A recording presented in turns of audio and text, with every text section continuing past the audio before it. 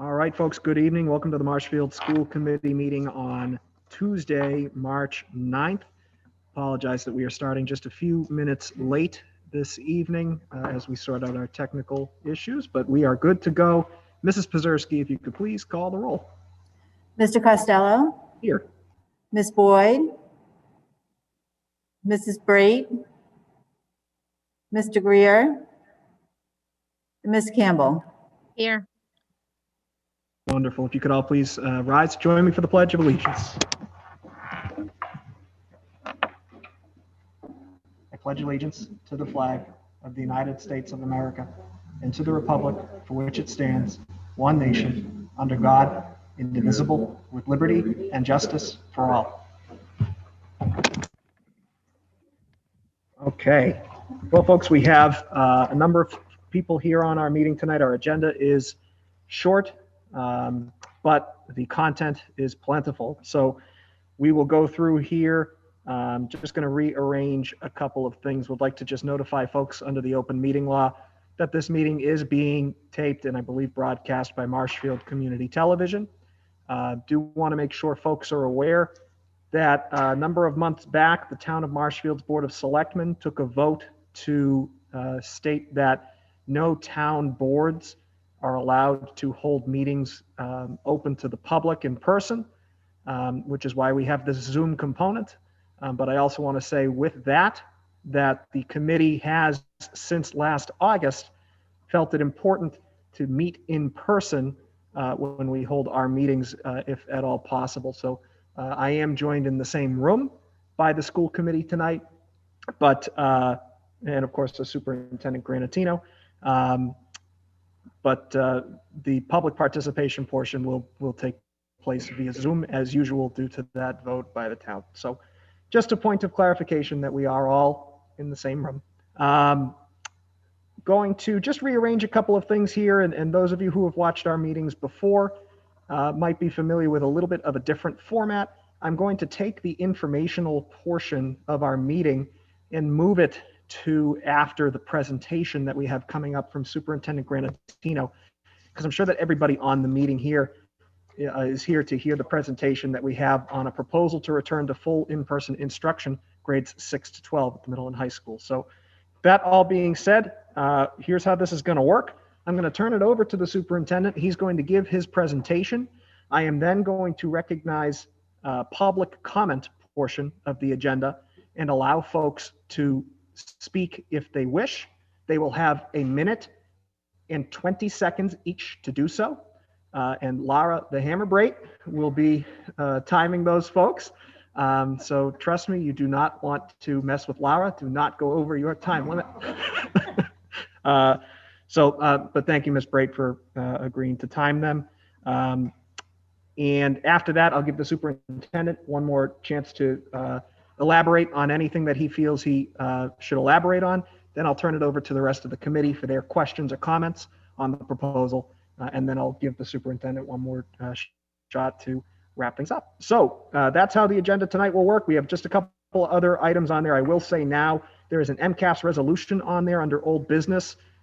We are going to be tabling that. So those of you who are watching at home, if you're playing school committee bingo, you can cross off MCAS resolution. That will not be happening tonight. So all that being said, I'm going to turn it on over to you, Superintendent Granatino. Unmute. Good evening. Thank you, Mr. Costello. And let me just get a shared screen here so we can put the presentation up on the board. Okay. And we're going to go from the beginning. Okay, I think everyone can see this okay. Excellent. Thank you. And I will, there's a number of pages, many of them go quickly. I will try to be brief as I go through that. Obviously, we want to hear from the public, whether it's parents, students, staff. We've been getting a lot of the feedback as we put this plan together. I want to thank, just before I go through this, the facilities group that's been working since the summer with some changes throughout since we started of membership to try to figure out throughout how to maximize the number of folks that we can have in the classroom and work our way back towards full in-person instruction as we started the school year, like many districts across the state and across the country, in hybrid. We've done so successfully at the elementary level, and we're 2.5 weeks in, and it's been going very well there. And I think we've seen a big difference both in the students and the staff and having students back together. But there's obviously some slight differences between the middle and high school and the elementary. But in essence, we're trying to find a way in which we can bring back full in-person instruction at the secondary level as well. And I'm going to walk through some of the work of the committee, and then the recommendation, starting off with the recommendation as far as what we're looking to bring forward to the school committee for them to consider tonight and at future meetings. So the task force, again, is made up of school committee members, Mr. Greer and Ms. Brait. We have school administrators. We have union staff, educators, administrators, parents, a good group of folks, our nurse leader, our union president, who have been a part of this throughout the work that we've done since since probably ended November. The recommendation that came out of our last meeting to come forward to the committee was to bring all students in grades 6 to 12 to return to full in-person instruction. We did not specify a date as to when that would be. We wanted to have that kind of happen at this level with the school committee and looking at a number of different factors. And so we did not specify a date. This would be in-person instruction Monday, Tuesday, Wednesday, Thursday, and Friday. So it's a full week of instruction, not the 4-1 model that we have currently at the elementary. The days would be shortened though, and we'll talk a little bit about that later. We'd have about a 5.5-hour day at the high school and a 5.5-hour day at the middle school. The structured learning time would meet our state standards and state expectations, and our daily learning time would meet those standards as well. The big difference here is that we would not be having sit-down lunches at those schools, and therefore that's why it's getting out a little earlier, but it's the time of lunches that would be taken out of the equation, so it's not losing learning time in that sense. But we'll explain in a little bit as to why we're going down this path of having no sit-down lunches. We would provide grab-and-go lunches at the end of the day for folks as they head home. And we are currently doing that a lot in the hybrid model when kids go home, either at the end of their cohort on Tuesday or at the end of their cohort on Friday. And it's worked very well. We would continue with that. And another big difference here is that, well, at the elementary level, we'd be having almost all of our classes, I think 85 out of 89 or 81 out of 85 are at 6 feet still, even with full in person. We have a few that are 4 to 5 feet, but we would have a number of our classes anywhere from 6 down to 3 feet in this model. So it would be a little different. There will be a handful of classes at both the high school and the middle school that may have to change their location. This is another thing that came out of the recommendation, just even with bringing it down to as close to 3 feet as we can. There's still a couple classes that might have to be moved to a larger space, like the presentation center here at the high school, or the auditorium at the middle school, or the band room, or one of the science labs, which has bigger spaces. So that's part of the process as well. We do not see any shifts really in transportation at the high school. There may be a few routes that need to be adjusted at the middle school, but with DESE coming out with new guidelines a few weeks back, we do have the ability to have 2 students per seat, and we would have to utilize that at the middle school so as to avoid having to do double runs of buses. With the grab-and-go lunch, as I said, there will be no impact on the 2 largest learning spaces in the building, the gymnasium and the auditorium. We were concerned that both buildings that accommodate all of the extra students in during the school day for lunches, and because the state is still asked that all schools keep folks 6 feet apart when it comes to dining. And if we did that, we would have to either double the amount of lunch periods, or we would have to not only use the cafeterias and some of the other additional spaces already being used at both the high school and middle school, but then we would have to use the gymnasium and possibly the auditoriums in those buildings. And from a cleaning standpoint, from a coverage standpoint, we felt that was just going to be a challenge that we might want to try to avoid. So why now? We asked this question with the elementaries. We'll ask it again here. While hybrid learning has been revised and is having a positive impact on our students, nothing replaces the impact that in-person instruction has on our students. We've said that from the get-go, and we still feel that's very important to have our students with their teachers in the classrooms. The social and emotional well-being of our students increases with in-person instruction. Safety protocols are working in our schools. The COVID metrics have been improving. Vaccinations are now available for our educators. and I think almost all that are signing up to get vaccinated this week will be able to have their second shots before Easter. And as you probably saw today, DESE is requiring all schools to be back in person for in-person instruction, and they're staggering it. The elementary levels, they've said April 5th, which we're already on target because we've been in place since March 22nd or February 22nd. They stated a April 28th date, I believe, for the middle schools, and they left the date empty right now for the high school, but they do want to see all levels back. So again, we've been trending ahead of the DESE schedule when it comes to bringing back in person, which I think is a good thing, but they're going to be mandating that all schools be back in person. So there will no longer be an option at some point. There's been very few cases of in-school transmission. We talked about this before, and the cases overall are diminishing across the district and across the town, as well as the state, but the in-school transmission has been low since the beginning of the school year, and all the studies that are out there seem to show that there's not a lot of evidence of in-school transmission, regardless of the communities. Students in the schools have had to abide by masking, distancing, and sanitizing protocols and when they're in school, so many feel it's safer when they're in school than out. We've had our high-need students in school already throughout the year, 4 to 5 days a week. And we've had the elementary students, as I mentioned earlier, back in person since February 22nd with very few issues. As well, the structured learning time that we talked about before will increase greatly with our full in-person model.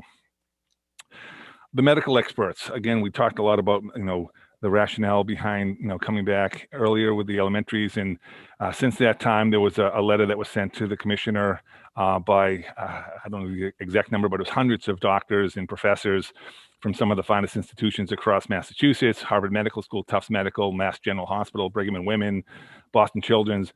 And they all felt very strongly that districts have, because of the in-person learning, districts have implemented in-person learning with a range of protective steps that include the mask wearing, the ventilation upgrades, the symptom screening prior to coming to school, the hand hygiene protocols. For all of these reasons, these experts feel it's very important to get our students back into the classroom.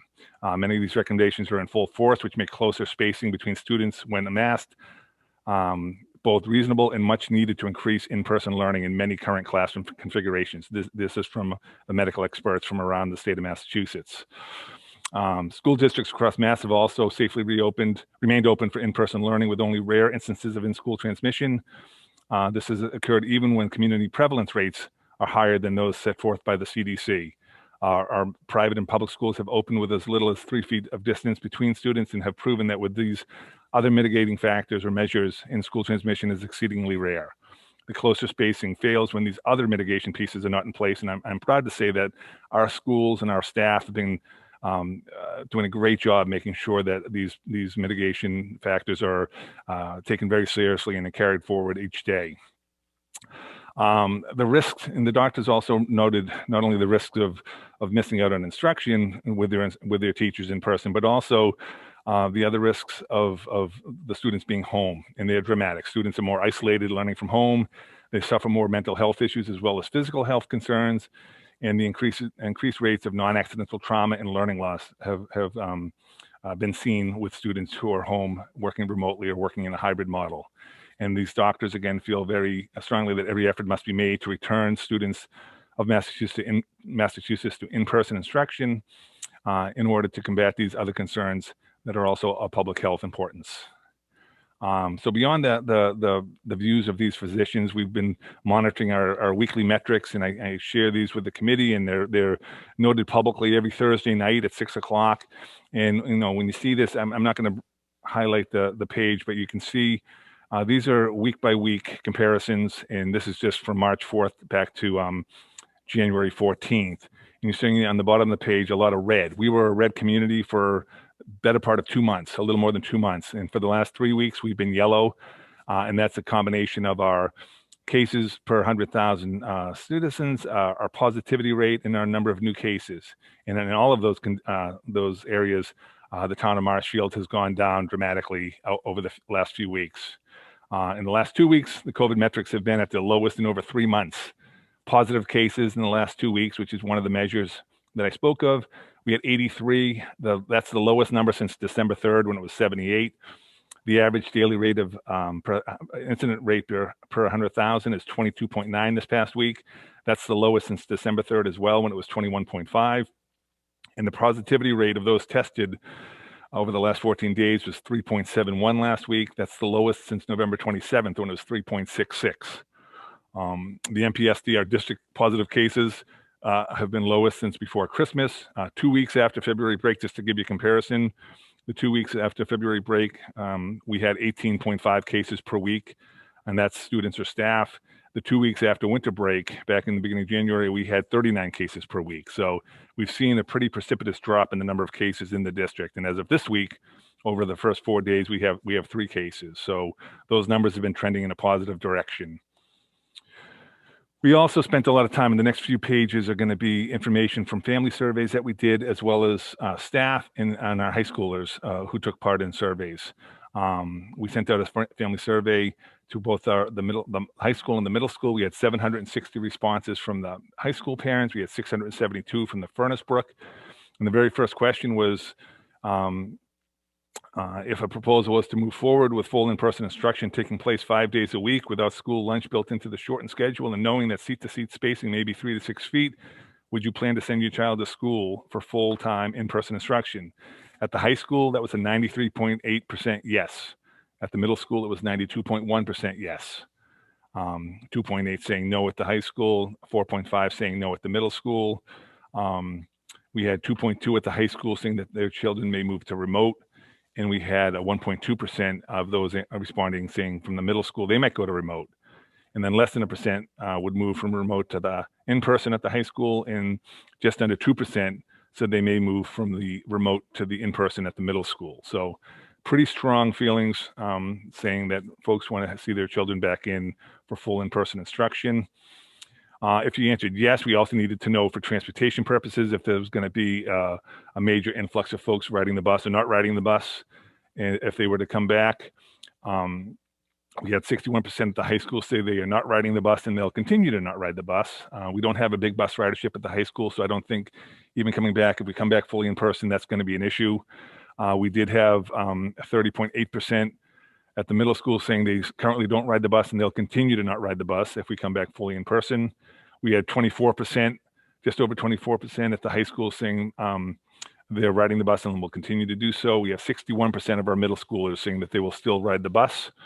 At the high school, we have 12.8% saying they'd want to ride the bus if it was available, and another 17.5% at the middle school who would like to ride the bus if it was available.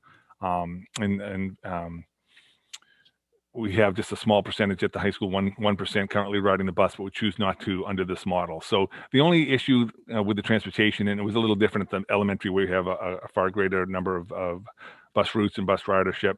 At the middle school, we may have to tweak some routes a little bit, but again, with the regulations changing for bus transportation a few weeks back by the state, we should be able to handle the additional ridership at the middle school level.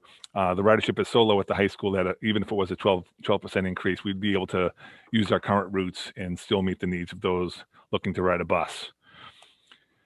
And then we asked in our final question, even if we weren't coming forward with a plan to come back fully in person, if you had the choice, knowing that seat-to-seat spacing may be between 3 and 6 feet, which model of learning would you prefer to see your child enrolled in? At the high school, we had just under 82% saying fully in person, and at the middle school, just under 84% saying in person.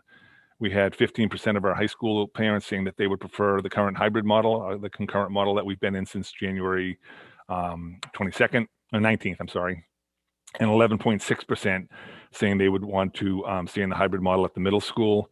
We have 3.2% who would want to stay at the remote model, as well as 4.5% at the middle school looking to stay in remote. And those are kind of the current numbers we have at each level in our remote program as it stands now. We also had the union work with us, and they did a survey of their staff members, and the information is here. Some of the questions were answered in higher numbers than others. The first question was simply, I will participate in a fully live return to school by all students, regardless of the students' seating distances, which could be down to 3 feet. We had 66% say they would. we had 33.63% say that they would not want to return under those circumstances. And that was out of 226 of our staff members, and that's teachers, paraprofessionals, secretaries. So that's a good number of folks that shared that. Another question they asked was if when we were to return to fully live with all students attending daily. We have fewer responses here, but we had got an idea of what would bring people back in if they had their preference. And we had 51.9% say they'd return if they were able to be fully vaccinated. We had another 26.5% say they would participate if we maintained a 6-foot distancing between students. We had 11.4% say they would participate if we maintained between 5 and 6 feet between students. And then we had 8.8% saying they would not be able to participate in the live classroom regardless of these circumstances. So that gives you a little picture of what is important to our staff. And then on the staff survey, they asked what were their major concerns returning to fully live in school format, and 87% said it was the fear of spreading COVID-19. This could have been multiple answers were allowed here. 33.6% said the social, emotional, or behavioral changes that would come with this move. We had 27% say other. I didn't want to break down what all those others were, but they were able to write in some of those thoughts. 13.3% said getting the cohorts synchronized back on the same track was a challenge that they were concerned about, as well as childcare concerns for their children, which was 6.5% of the staff. And the final question that the staff reported back to was if you will or cannot participate in a fully live classroom under certain circumstances, you would request, and this lets us know what they'd be looking to do. A request to teach remotely, 53%, a leave of absence, unpaid until they could get vaccinated was 35%, a medical leave of absence until they could get vaccinated. Obviously medical documentation required would be 29%. Medical leave of absence for the rest of the school year using their sick days and medical documentation would be 14.7%. And then a leave of absence unpaid if there was no other alternative was 13.2%. So a number of staff felt, again, concerned about the idea of coming back in. And these are some of the things that they may consider if we were to do that. And unlike the elementary surveys, we did ask our oldest students, our high schoolers, to chime in on some of their thoughts on these possible changes. And we had 530 of our high schoolers who filled these out, pretty much according to each grade, about a quarter from each grade. And we asked these questions a little differently. The first one being, since the switch to concurrent instruction in January 19, the secondary schools have worked in a concurrent model that allows students to Zoom into their classes when they are not home, when they are home remote, as well as on Wednesday. How do you feel this model of learning compared to what we were doing for the first half of the school year, where there was more asynchronous hybrid with a little zooming into the classroom? We had 54% say that they preferred the pre-January 19th hybrid model. So they preferred the asynchronous model. 30.8% preferred the concurrent model that we're currently in. 8.3% were fine with either of these learning models, and 7% said they wanted to remain in or move into remote if given the chance. We also asked the students, mentioned that tonight we're looking at bringing the middle and high school students back to full in-person instruction. In this model, you would be in school 5 days a week, following your block schedule. We walked through that it would be a shortened day and that there would be no sit-down lunch. We had 52.3% who would prefer to stay in the current hybrid model if given this alternative. 36.8%, so a little more than a third, would prefer to move into the fully in-person model. 6.6% would prefer to remain in full remote, and 4% would prefer to move from hybrid to remote as opposed to moving from hybrid to a fully in-person model. And just so you know, if this proposal goes forward, when in moving back to fully in person, the district and the districts across the state would still have to offer an alternative remote model. There'd be no hybrid allowed, but we would still have to offer a remote model, which looks a little different at the elementary and the high school and middle school levels. But our current remote models and those opportunities would still be in place for those students and families who might not want to go to fully in person. And then finally, with regards to the current hybrid model, again, the concurrent model, what best describes your situation? We just want to get some insight as to what's working and maybe not working. We had 41.5% saying that they've been comfortable overall with the hybrid models. 27.4% said they do not learn well in the hybrid model and have not had the success that they're used to. 26% would prefer to the current hybrid model where I can zoom into the class, so that's our concurrent model. and 6.1% have been in remote and do not and want to remain there. So a good idea of how folks think about the hybrid model that we've been in. Taking a look like we did at the elementary levels, again, we know that our students, they're bigger students, they're bigger desks. The rooms aren't that much bigger at the high school and middle school than they are at the elementary, although they are a little bigger. So we wanted to give you a little perspective about what some of these rooms could look like when they're set up at 3 or 4 feet distances as opposed to the 6-foot distancing. This is one of the high school rooms that were set up.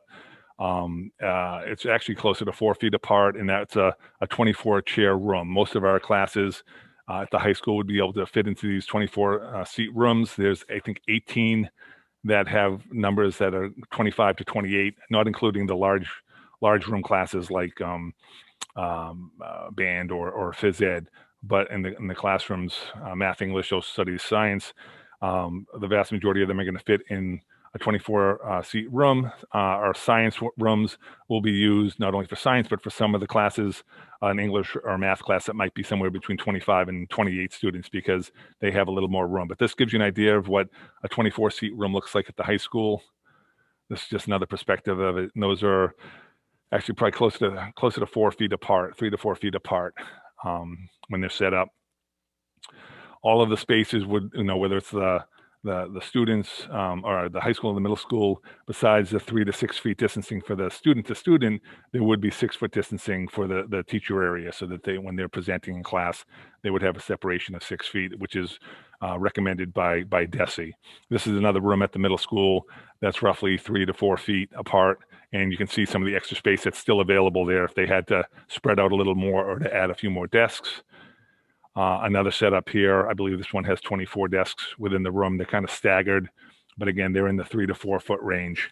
And in talking to the high school into the middle school and confirming the room configurations, all of the rooms at the middle school and the high school would be able to fit the class levels as they are right now. Obviously, if there's an influx of students, there might have to be some tweaking to those students' schedules before we put them in a room.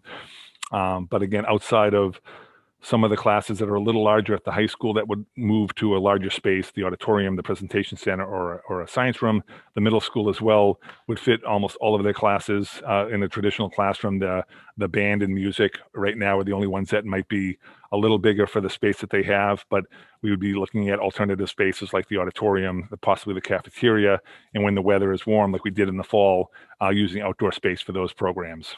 And that worked pretty well at the elementary and the secondary level in the fall. And when these were measured, again, one of the things that's really important, not only for the teachers, but for us as well, and for DESE, when they're measuring seat to seat, the edge of the seats to the edge of the seats, not in the middle or the middle of the table to the middle of the table. It's the edge of the seat. So left edge to right edge of adjoining tables, or the front edge of a seat to the back edge of the seat in front of them. And that's where they have to be 3 to 6 feet. And all of the measurements that have been being taken at both the middle school and the high school follow that protocol that's outlined by DESE. Lunches and snacks, and we're winding down here, folks, but lunches and snacks is a big thing because right now in this model, there is no sit-down lunch. Again, we talked about the reasons why. We would have to double the amount of lunch periods during the school day to fit them in.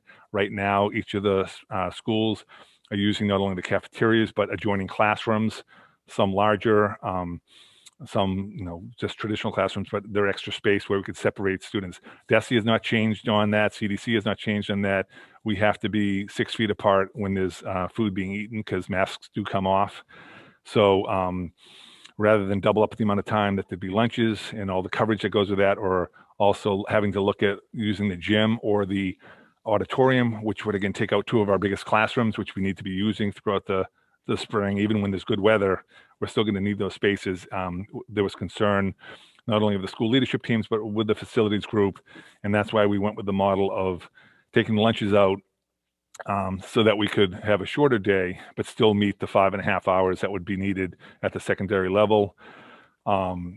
The grab-and-go bags would be provided for our students at dismissal as they head out. Again, they're currently doing that on the cohort days. There would be snacks allowed throughout the day. One of the things that we'd have to do is obviously set up the snack schedule, how it would work.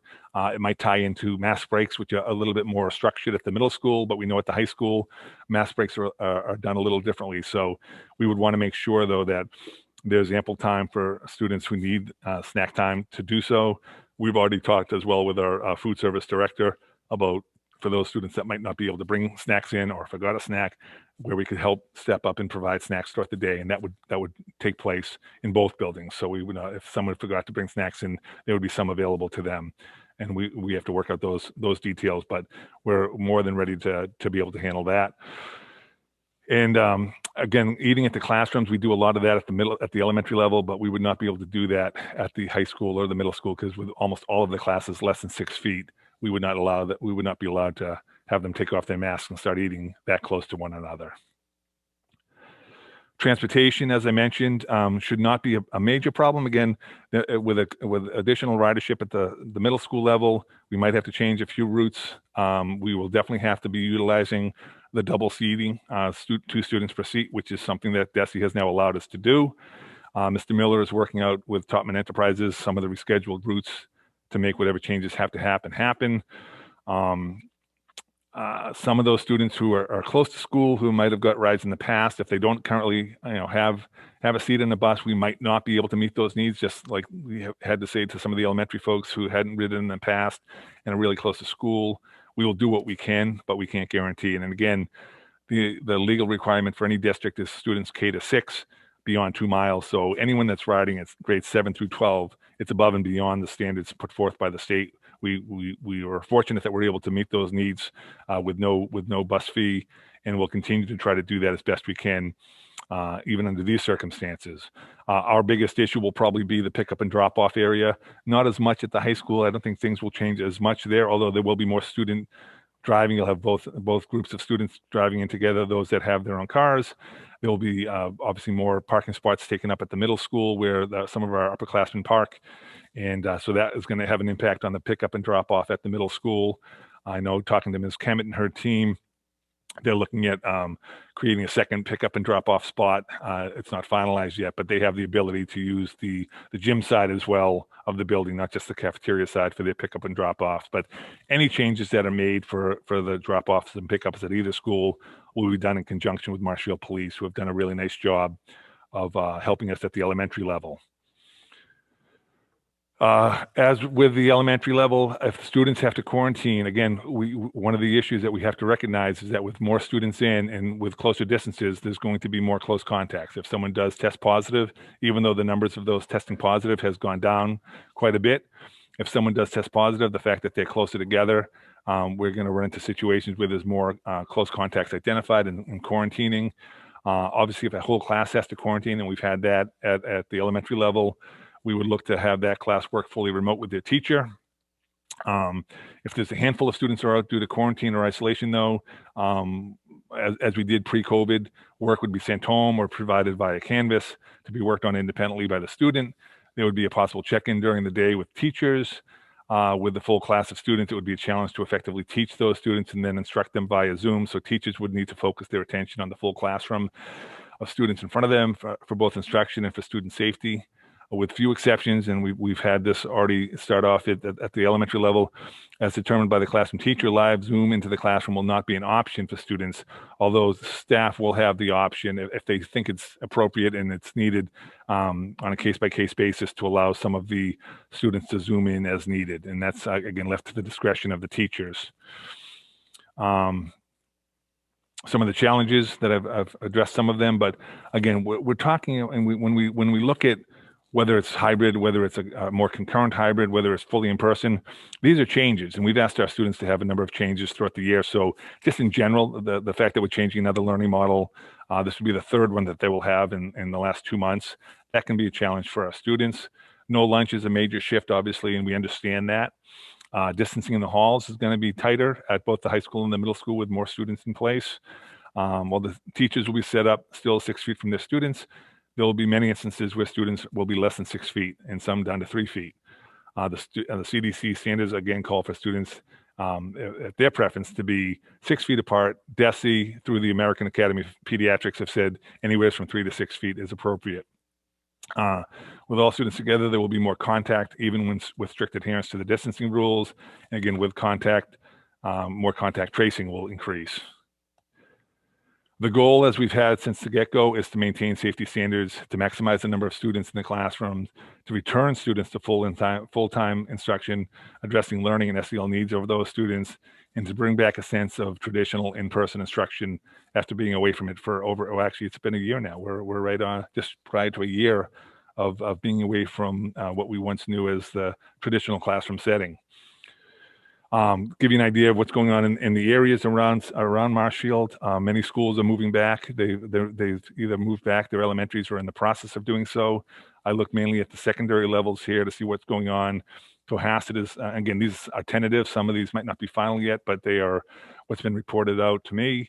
Cohasset's looking to bring back their secondary students on April 5th. Duxbury is doing the same on April 5th. Silver Lake's looking to bring high school level students back on the 12th of April. Norwell's looking to do it March 29th. Pembroke is staggering it with their 11th and 12th graders coming back March 16th. Their 9th and 10th graders coming back the 30th of March. And at the middle school, they have grade 8 by March 15th and grade 7 by March 29th.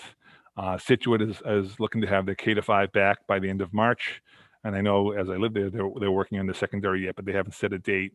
And then Hingham is looking to have their grades 1 through 5 in by March 15th and 6 through 8 in by March 17th. So just to give you an idea of some of our neighbors. And again, timeline, we did not set dates, as I said, on the facilities group as far as when we would look to have this implemented in our schools, but just to give you some dates of reference. Again, as I mentioned earlier, DESE is calling for K-5 to be back in person by April 5th. We're there already. DESE, when this presentation was done, it had not set a date yet for the 9 through 12, but just today they came out with the expectation for 6 to 8 to be back by April 28th, and that DESE they would have a plan for 9 through 12 sometime in April. They didn't specify yet. Some other timelines right now, unless it changes, there's another meeting slated for next week.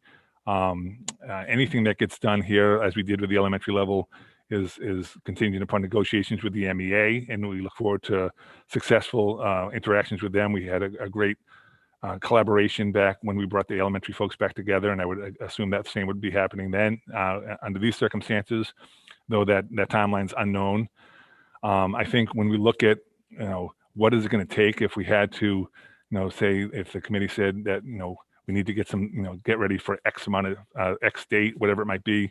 I think in talking to both principals and their leadership teams, we would need at least a week to make those changes happen, whether it's, any final changes to the schedule or final movement of some of the desks or chairs that have been either in storage or been repurposed in other parts of the building.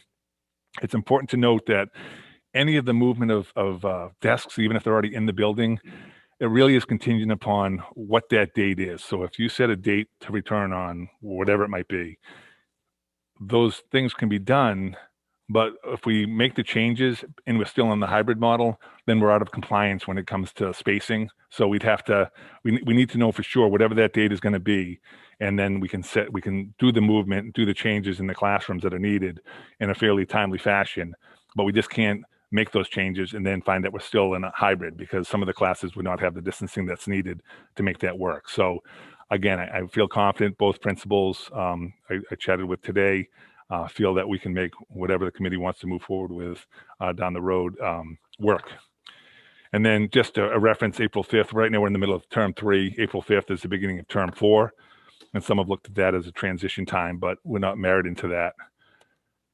Right now, we need all students, as we said at the previously, to continue to wear masks, to stay home when sick, to keep socially distanced and away from large groups, and obviously vaccinations now. And we didn't have our opening comments that we typically do are informational, but as many folks know now, the town has stepped up and provided the opportunity for our staff, all 800 members of our staff, if they weren't vaccinated, to get their vaccination by either this Thursday or Friday, their first vaccination, with their second ones being able to be completed either April 1st or April 2nd. So that's obviously going to help as well with the transition to full in-person instruction. And that's all. That's a lot I went through, and I apologize if it was a little lengthy, but I wanted to share the information that we had. I wanted to share the information that was provided to us by our parents and our students and our staff. And it's a big task, and I respect the will of the committee here as we move forward. And we want to do this together. We want to do it smartly. We want to do it safely. And that is the presentation, sir. Thank you very much, Mr. Granatino. So folks, like I said, we are going to do this in as organized of a fashion as possible. If you could please, if you are interested in speaking in public comment, here's what I will need from you. First of all, I'm moving public comment to this portion of the agenda following Mr. Granatino's presentation, because when you speak in public comment, you should be addressing an item that is listed on the agenda. That is before the committee for review. And as we have tabled the MCAS resolution, the only two things on our agenda tonight are this and the 2021 to 22 proposed meeting dates for the school committee. I don't think anybody will have public comment on that. So if you have, yeah, if you have public, yeah, and that, thank you for that clarification. The chat is disabled. So if you have public comment, raise your hand. You can use the raise hand feature on Zoom. It'll show me in order everybody who has their hand raised, and I'll be able to call on you there. I will unmute you, and you can start your comments. So if anybody has public comment they'd like to make, please use the raise hand feature to indicate that to us now.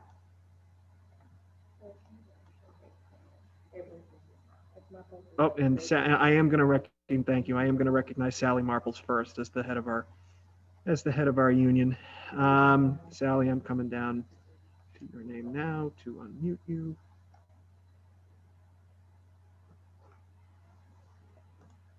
Okay, Mrs. Marples, floor is yours. Thank you. Okay, thank you very much. I'll try to make this fast and sweet.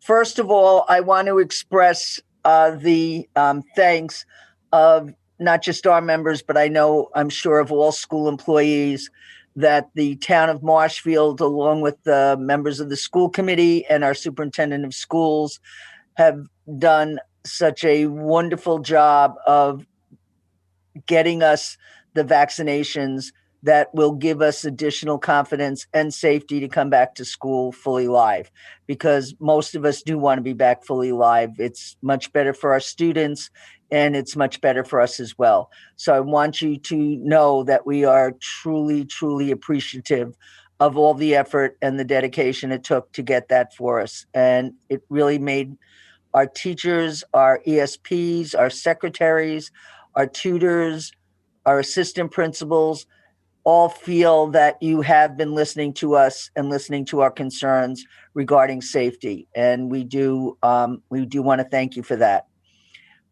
We have had conversations on our end, and as you can see from our survey that we did, that there are a large number of our members are very hesitant about coming back without the vaccines.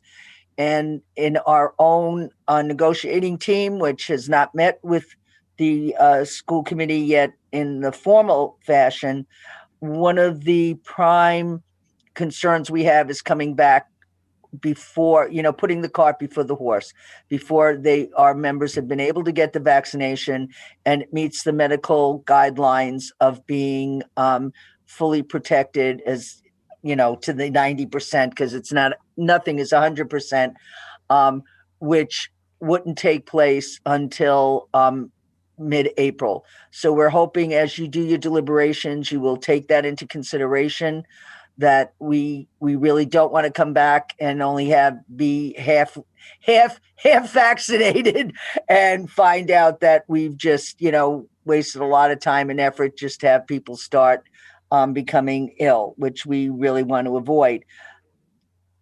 The other thing I want to say is our teachers are extremely, and our staff are very concerned. We understand the need for the truncated school day, but we also understand it's going to be very difficult for our students who will not be able to get lunch in school And we want to make sure we work on a very strong plan to make sure that they are able to get some kind of snacks during the day. And I know the school committee is certainly on board with that as well. So thank you for the vaccination. We look forward to developing plans so we can move forward successfully and do the best we can for our students to help them finish out the year on a very, very high note. So thank you and have a wonderful evening. Thank you very much, Mrs. Marples. I'll wave to you from over on the other end of the library. Thank you very much. So folks, I will just reiterate, as I said before we started the presentation, 1 minute and 20 seconds for public comment, but I do usually allow Mrs. Marples some leeway as she's speaking on behalf of all of our teachers and educators in Marshfield. So thank you very much, Sally. We appreciate that, and we look forward to working with you as well. Again, if you have public comment, raise your hand. I see we have 3 already. So Ashley, I'm going to unmute you and start with you. And Laura Brait will be. Oh yes, thank you, Rich. If you know, folks, there's a feature. If you click, I believe it's reactions. If you're on the desktop model and you just click raise hand, it's right there. And I don't know what kind of other technology. If you're using your iPhone, there should be an easy enough feature. Or an Android, there should be an easy enough feature on that app as well. So thank you, Mr. Greer. That's a good clarification. Sorry about that, Ashley. I'm going to unmute you now, and you can begin when ready. Hi. So I just wanted to talk about bringing. Ashley, I'm so sorry. This is completely my fault. If you could just your name and your address, just because we have to limit it to Marshfield, folks. Go ahead. Ashley McKinnon. Doesn't count against your time. Okay. Ashley McKinnon, 184 Valley Path in Marshfield.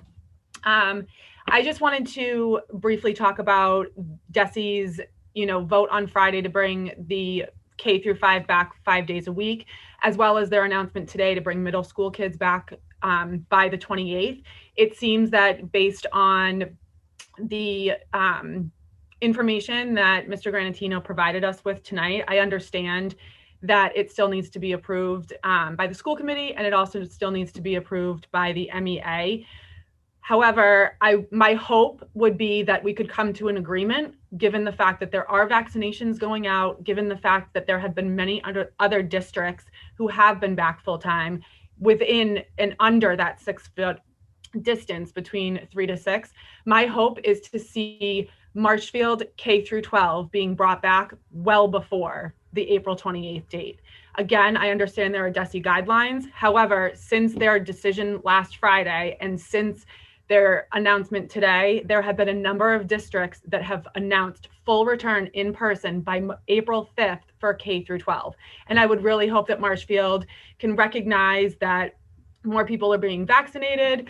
The virus is not as rampant as it was 6 months ago, even 3 months ago. And I really hope that there's a decisive, clear understanding and decision made to get these kids back in school, because that is where they need to be. That I take into account what the high school student said, but I also take it from a 16-year-old who likes to be on their computer and on the couch. Not that they all do, but these kids need to be in-person learning.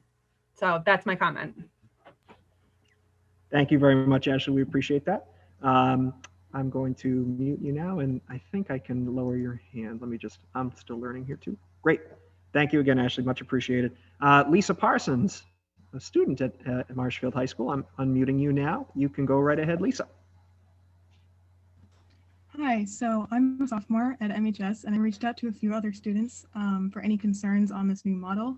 One was for snack time at MHS and how that'll be integrated, sort of, because I have not seen any mask breaks, really. It's just not really something that a lot of students take advantage of.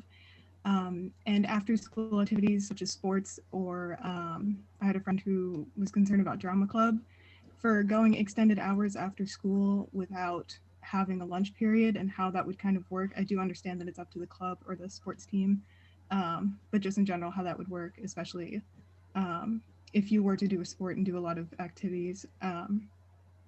And I did have another student reach out to me about workload itself and how that would change in this new model, if it would be a little more manageable for the students, because I have noticed that a lot of students are very stressed out. And you had mentioned mental health a little bit, but as a student and seeing other students, it is a very big problem that I think a lot of teachers and administrators just don't give students the resources rather, to address and handle properly.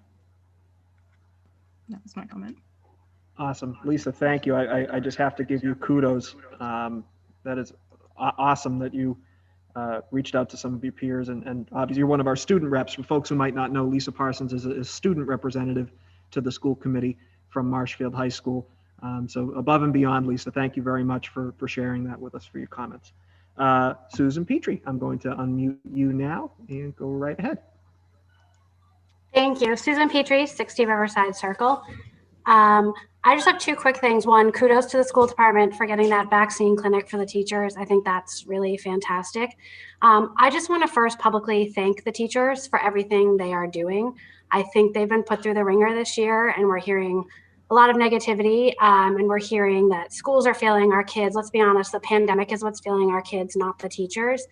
And I want them to know that not every kid is failing and not every kid is struggling. My kids still love school. I have a 5th grader at Martinson and a 6th grader at Furnace Brook, and those are pretty big school years. And the fact that they love school is truly a testament to their teachers. So I think it's really important that we thank them as publicly as possible.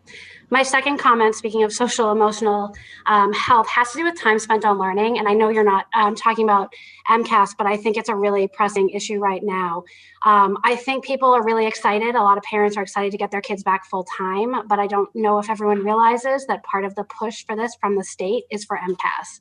And MCAS has been postponed, and now the dates are mid-May to mid-June, which means our children are going to be spending an awful lot of time in their last month of school all together, sitting behind computers, taking standardized tests. And at the high school level, you throw in AP exams at the same time. That's a lot of standardized tests all at once, and that's really not great. I think this year, especially, time spent on learning is so much more important than the MCAS. And I think that I know parents can opt out, but they're still going to happen. So that's still weeks of class that they're going to lose instructional time. And I just want to encourage school committee members and other parents to reach out to DESE and urge them to cancel MCAS this year. I don't think our kids need it. I think the teachers have a really good grasp on what they're behind on and what kids need. And these tests are just going to take more away from our kids, both academically and from a social emotional standpoint. Thank you. Susan, thank you very much. Just as an informational note, with the MCAS resolution that we had here being tabled, that does not mean we won't be discussing it at a later point. So I want to thank you for those comments and want to second everything you said about our teachers. Very much appreciated, Susan. Thank you. Next, I saw Emily Harrington Brown, I believe another student at Marshfield High School. So Emily, I'm going to unmute you. Hi, yeah, so I'm a junior. And I just wanted to say a couple things. So over the past week, students have been made aware that we will be returning to the full in-person program. And the matter is not if, it is now when. One thing we students are asking for is to keep the remote Wednesday. There are 2 months left in the school year. And if you force us to learn yet another new schedule, students will suffer academically, socially, and emotionally. Keeping the remote Wednesday will allow for a sense of normalcy that I know we, the teachers and the students, are all striving for. There are students who have high-risk family members or are high-risk themselves, and we have to choose a plan to move to the full remote, which would be yet another major change on us, or to put our loved ones at risk with the full in-person. One final request that we have is to keep clear and open communication from the school board to the students specifically. The fear of the unknown when it comes to our education is real and constant. So thank you very much. Emily, thank you. We appreciate that. And we always appreciate hearing from a student. So thanks. I have one more person here, Colleen Casey. I'm going to recognize you. But folks, this is the last call for anybody who wishes to speak in public comment to just use the raise your hand feature. Colleen Casey, I am recognizing you now. You are being unmuted. Thank you. I'm Colleen Casey. I'm a teacher at the high school and also the mother of 2 kids in the system. So thank you for giving us the chance to be part of this. Having heard about the April 28th return date that was put out today, as a teacher and a parent, I really think that we should get these kids back in for the last full term of school. As Emily actually just said, it'd be yet another schedule change for the kids, and that is a legitimate concern. But for the seniors, it's a short term because their year ends sooner. So if we were to come back not close to that April 28th date, these seniors are only going to be in school for maybe like 4 weeks or so. We definitely need to get these kids back in school. They need to see their peers. A lot of them have been split up from their friends due to the alphabetizing of the cohorts.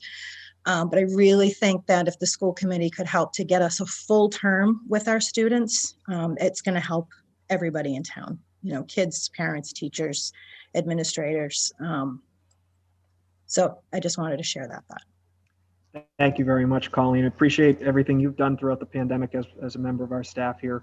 Want to just for clarification purposes, make sure folks know it was alluded to an April 28th date. That has not been proposed by the school committee or mentioned at all in a recommendation. So just want to clarify there. I know there are some rumors flying. Rumors are rampant. We've heard about 16 different dates that people believe were proposed. But if I could, Mr. Costello, just absolutely, that's a good again, just to reiterate that these changes came forward, or these proposals came forward from DESE today. Again, April 5th, we knew for the elementary K to 5, which we're already again at. The April 28th came today for grades 6 through 8 from DESE. They have not yet set a date for 9 through 12. So that's still, they said that their recommendation is going to come out sometime in April, but obviously districts already have brought folks back at 9 through 12 or 6 through 12, and we're obviously looking at dates or possibilities with or without the recommendations from DESE on those dates. But the high school, there's been no date set yet. Middle school, it's April 28th.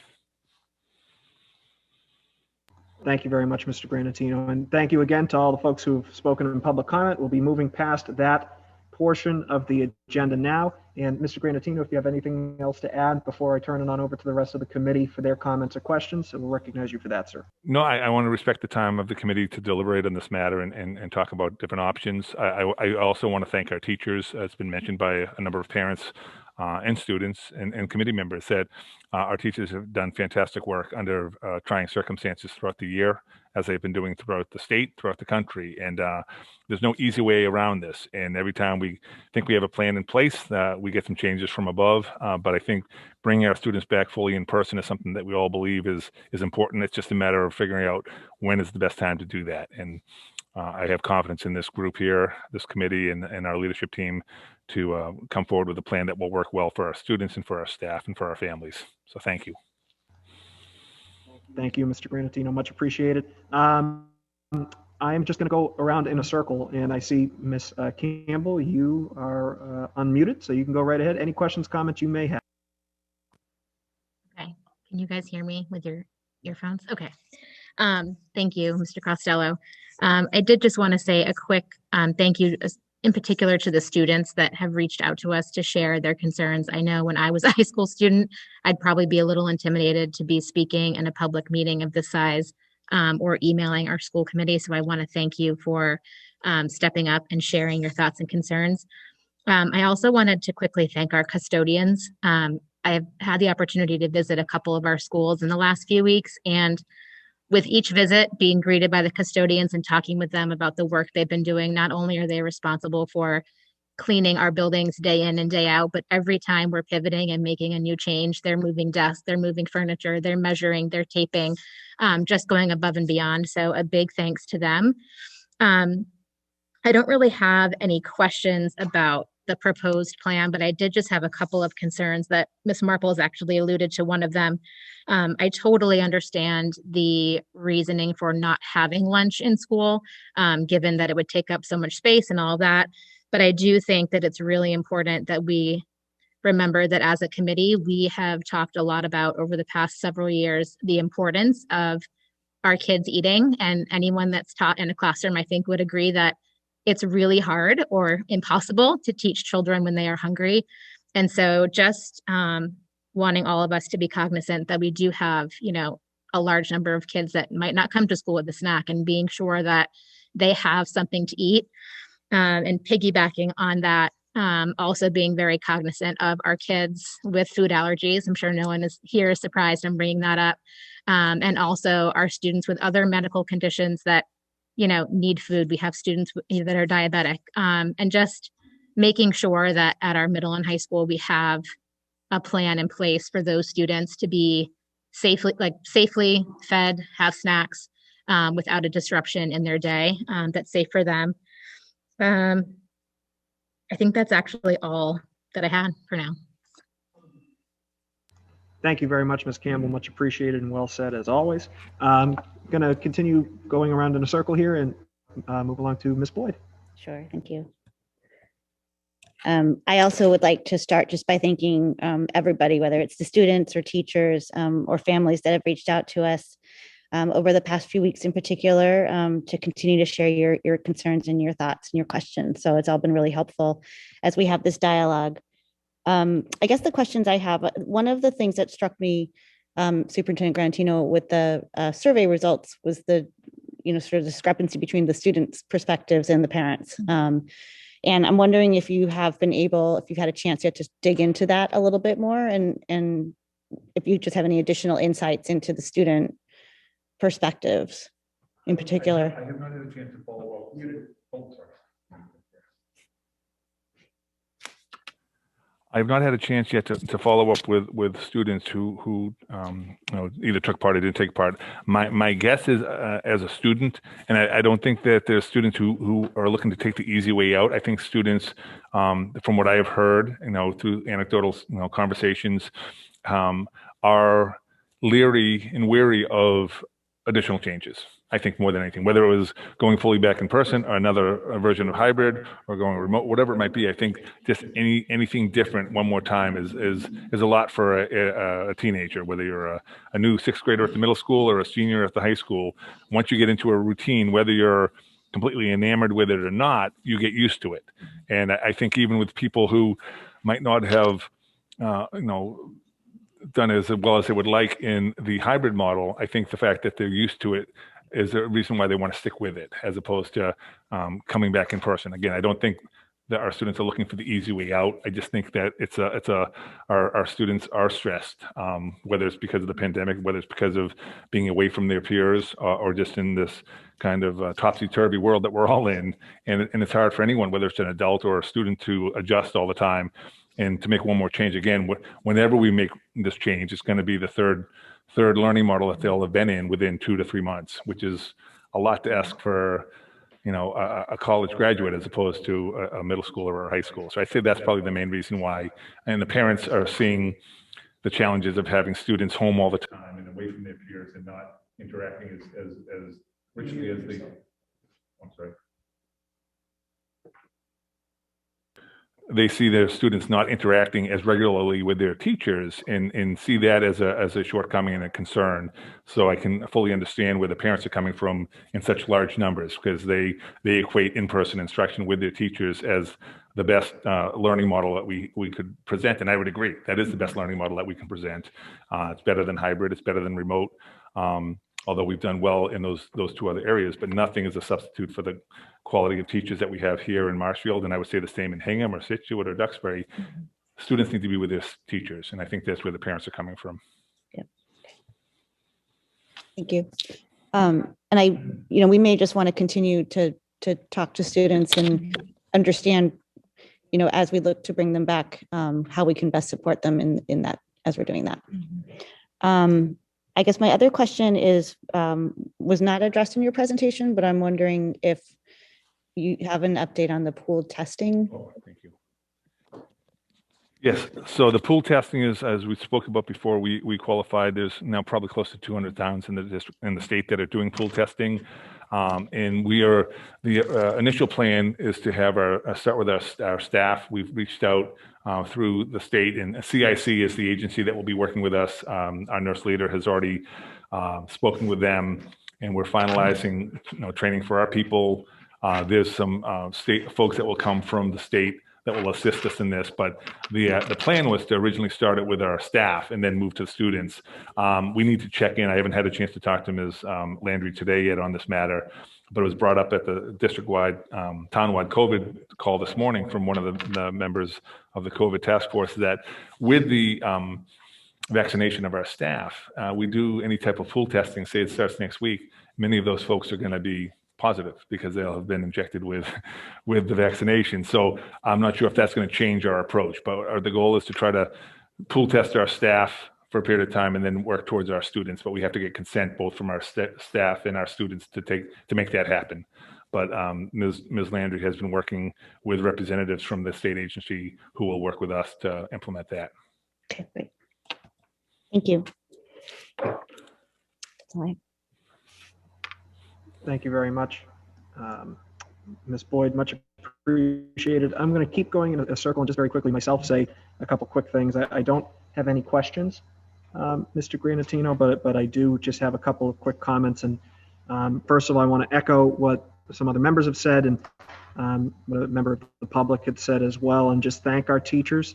I know this has been a year that was never expected as an educational professional, but I think our students are incredibly lucky that we have the teachers that we have to have addressed those needs and rolled with the punches. And, they've done a great job. And I think it's important to note too, that every single member of this committee values the health and safety of our teachers. And no proposal would be brought forward if we believed that it would put folks in danger. So want to make sure we say that. Want to make sure we also thank our students and our parents for their patience. And we hear the concerns about the shift in a model. Mr. Granatino, points are well taken, and also what you said afterwards too is well taken. The concern over a shift in a model is understandable. But when we make a change like this, it's because it's the right thing to do. And it's because that change will better serve our students. So I firmly believe that. I want to make sure that our students get back to school. And I hope to see that happen. And Mr. Granatino knows this just from my conversations with him. I would love to see that happen by early April at the very latest. And so I'll be voting for a proposal that comes along or any motion that comes along. But just want to share that with the committee and thank everybody here as well for their patience and working together as a team to make that happen. And I do think it's important to note too, just really quickly for folks, this news that was shared yesterday that this Thursday and Friday at the fairgrounds will be able to vaccinate every single staff member of Marshfield Public Schools. That's a big deal. And the gentleman to my left here has been a tireless advocate for that. I hope the teachers recognize that and the staff recognizes that. Jeff Granatino has lost sleep thinking about ways to make that happen for his people to put their minds at ease. This committee has been advocating for that. We're very happy to see it happen. We can't say thank you enough to the town, to Mike Moresco, our town administrator, and his entire COVID team. Just so thrilled to see that finally be able to happen. I really haven't heard of any other district that's been able to make that happen yet with their local government. So want to thank the town, but especially want to thank you, Mr. Granatino, for your commitment to that. And the rest of this committee as well for your continued advocacy. I know at least one or two of you, Ms. Brait has been at that vaccination site multiple times a week since it started, and Ms. Campbell has been doing the same. I look forward to seeing it in action, especially because they'll be vaccinating our teachers this week. So just to interject that little presentation with a comment about that, I think we should all be incredibly proud of that, and we should all be thankful to you, sir, for your help with getting that done. I'm going to turn it on over now to you, Mr. Greer, for your questions or comments. Oh, yeah, all of the above. Can you hear me? Yes, I can. Okay, that's good. So I have a bunch of questions and comments and so on and so forth. I'm on board with everybody you thanked. I don't want to, between the previous three speakers, I don't want to go through the whole list again, but the sentiment is the same on my end. So, okay, I guess first question for the superintendent, is Furnace Brook ready to go? Fine, ready.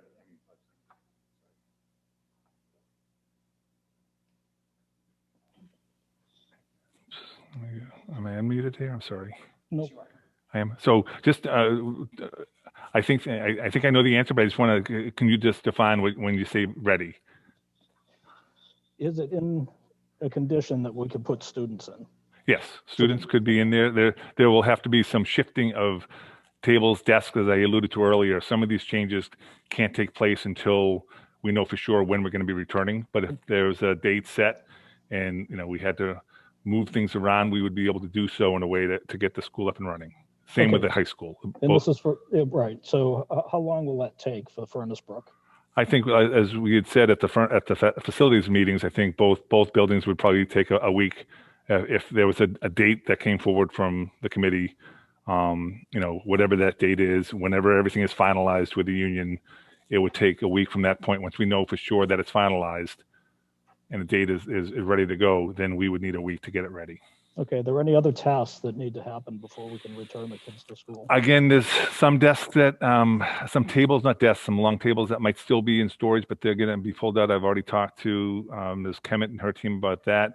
Scheduling wise, they have to change their format of their schedule from, you know, the hybrid model to one that would be more of a, you know, AB schedule for, you know, or like the high school schedule, but they have that ready to go. And, you know, the only rooms, like we had at the elementary, there's certain rooms that needed to be a little less than what it should have been, or the high school has some rooms that can't fit in to their traditional setting. So we have to find a new home for them. And that's our music and band classes. That would have to be adjusted, but we're looking at the cafeteria, the auditorium, and outside if need be to make that happen. So overall, I think in talking to both principals today, just double checking on where we're at, they both feel comfortable that, you know, when the committee is ready to make a decision, they'll be able to get things up and ready. Right. So, so all those answers apply to the high school also? Yes. Okay. So I'll move on. So it seems like 90% of our customers, the parents, want a full return to school. And the students, it's going to be mixed. I mean, it is what it is. The CDC only provides guidelines. There are no mandates from the CDC. You know, and I've heard a lot of things, you know, prove to me it's safe, but I would argue from a scientific standpoint, prove to me that it's unsafe. You can never be absolutely safe. There's no such thing. Even taking a bath, drinking a glass of water, whatever it is, there's always a risk involved, and you do what you can to mitigate those risks. And that's what you would draw a line where it becomes unsafe as opposed to a line where it becomes safe. So, you know, for me, we've been talking about this for a long time, and it didn't dawn on me until actually the other day that, you know, I've been saying, you know, get this done, and I pointed the finger at you, and I apologize for that. That was back on July 19th, and the reason I apologize is because it's your job to carry out the will of the committee, and it dawned on me that the committee hasn't told you what that will is as a body. They've only, as individuals in the meeting, expressed that. So given that, I'd like to make a motion to require you to have the schools ready to go, transportation arranged, and other items as required prior to 15th of March. And I understand that some of these things, you know, aren't going to happen by then, but I want you to be lowercase d done by next Monday, right? And to your point, you have to arrange stuff, right? We still have to negotiate with teachers, and there's some other things, but as done as you can possibly be by next Monday, March 15th is the intent of that. So now, you know, hopefully somebody seconds it, we vote on it, and then you have our will to exercise. Sure. That's it for now. I got more. Great. So the motion's been made by Mr. Greer. I look to the committee for a second, then we can discuss and vote. Is there a second? Can I ask for clarification? Yes, absolutely, Ms. Brayton. Do you need to unmute? Yes, please. Okay. You need to unmute me. Oh, okay. You're the host. Okay. All right. That's good. Okay. I just wanted to ask for a clarification in what you're asking. Oh, absolutely. I would hope you would. Okay. And I'm looking this way because we're sitting right next to each other. For everybody at home. 3 feet distance. Okay, well, whatever. He's sitting next to me. Yes. So, so when you say ready to go, that means. Yeah, so Jeff said there was some tasks that just can't be performed at this time due to arrangements, right? So we don't have a return date yet, but I don't want any outstanding tasks. So for example, like just say a science lab, and we can't swap that out with another room. We can't fit desks in a room, just saying that's all going to take about a week. So I'm setting Monday as a date, right? At least we have a date. And I already know that's going to slip slightly, which doesn't impact our critical path to getting back to school. But I want all of the outstanding items other than the known ones that Jeff has already mentioned ready to go by next Monday. Okay, and that doesn't include, that's pending. You're not saying bring it back, you're saying have the building ready. Okay. Right. And if I could take a crack too to just jump in, for example, I know we discussed it, and Ms. Boyd and I had our second tour of Furnace Brook Middle School yesterday. There's just some scheduling issues that would need to be worked out there too. So just the slight issues. I think if I'm understanding you, Mr. Greer, that motion would be to have everything ready next week. As close as possible to the finished. Right, and the purpose is because we haven't given the superintendent our will formally as a body. So at least now he has something to act upon rather than 5 people, jabbering in his ears. Sure. Yep. Okay. I'll second your motion, Mr. Greer. So the motion's been made and seconded. Is there any other discussion on the topic? Yes, Ms. Campbell. I just have a question, I guess, for Mr. Granatino. Is there any, if this motion is to move forward and the buildings and everything is lowercase d done by Monday, is there any part of that that interferes with the current hybrid learning that's happening? No, I mean, I think the biggest thing that we've talked about is rearranging some of the furniture within the buildings because we've had to adjust classrooms. Just so folks know, and I apologize if this wasn't explained earlier, some of our classrooms we had to move from having the longer lab type tables to have desks so we could fit more students in those classrooms.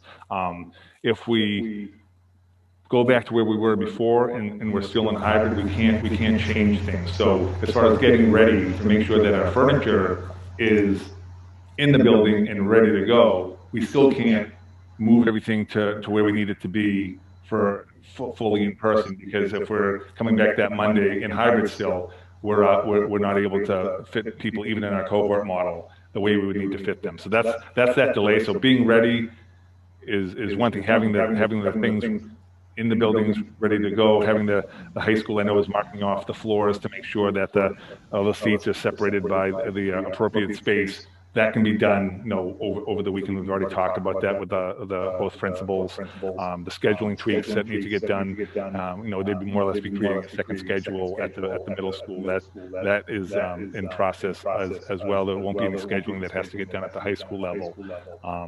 But again, we can't make the final change. Like even if it was all the stuff was in the buildings, we're not going to go and flip them on over the weekend because we're coming back most likely in hybrid still. So we would have to just hold off on that final. So whenever the committee decides on a date and when there's an agreement with the union, we will need, it might not be a full week at that point in time, but we're going to need a weekend where there's no one in the building to make the final changes to allow for the space to be utilized in the appropriate fashion with the appropriate distancing.